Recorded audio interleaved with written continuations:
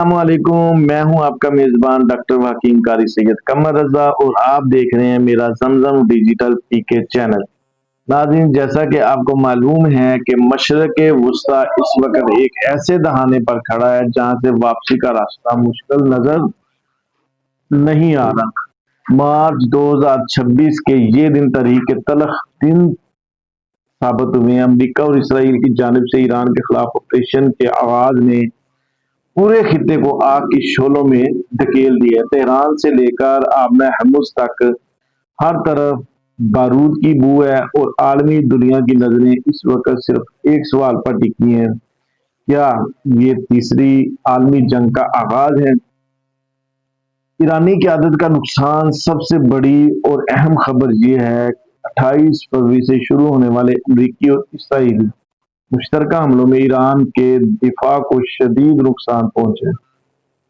اطلاعات کے مطابق ان حملوں میں ایران کے سپریم لیڈر آیت اللہ سید علی خامنائی کی شہادت کے بعد اب ان کے بیٹے سید حسن مجتبی خامنائی نے قیادت سنبھالی۔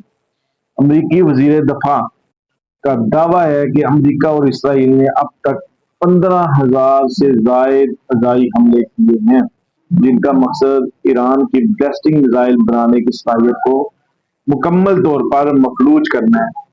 تیل کی جنگ اور معاشی محاذ پر صورتحال مزید سنگین ہو چکی ہے۔ صدر ڈونلڈ ٹرمپ نے حال ہی میں دعویٰ کیا ہے کہ امریکی حملوں نے ایران کے سب سے بڑے آئل ٹرمینل ہارب آئلینڈ پر موجود تمام فوجی اہداف کو تباہ کر دیا ہے۔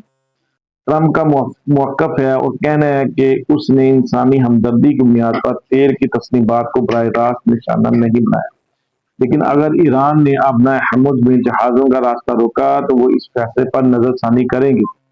ایران نے انتباہ جاری کی ہے کہ اگر اس کی توانائی کی تنصیبات پر حملہ ہوا تو وہ پورے خطے میں امریکی شراکت داروں کی آئے انفراسٹرکچر کو نشانہ بنائے گا۔ آبنہ ہرمز کی بندش اور عالمی بحران اس وقت عالمی منڈی میں تیل کی قیمتوں $105 فی بیرل سے تجاوز کر چکی ہیں۔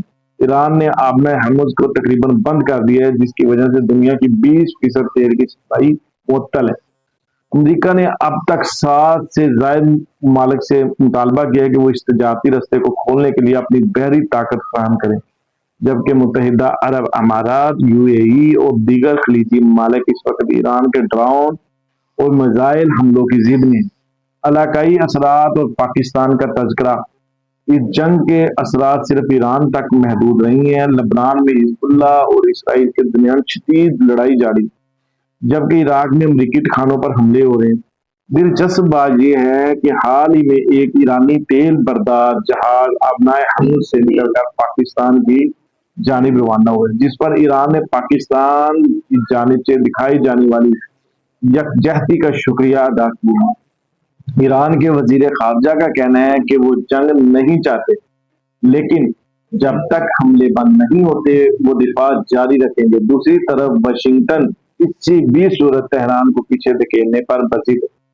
کیا سفارتکاری کا کوئی راستہ باقی ہے؟ یہ دنیا ایک بڑے انسانی المیہ کی طرف بڑھ رہی ہے۔ ہم آپ کو لمحہ بہ لمحہ رکھیں گے باخبر۔ مزید تفصیلات یا کسی خاص پہلو جیسے معاشی اثرات کے بارے میں جاننے کے لیے ہمیں میسج کریں، کومنٹ کریں اور ہمارے چینل کو سبسکرائب کریں، فالو کریں اور دوسروں تک شیئر کریں۔ جلد آپ کے پاس نئی خبروں کے ساتھ حاضر ہوں گے، تب تک کے لیے اجازت دیں۔ السلام علیکم۔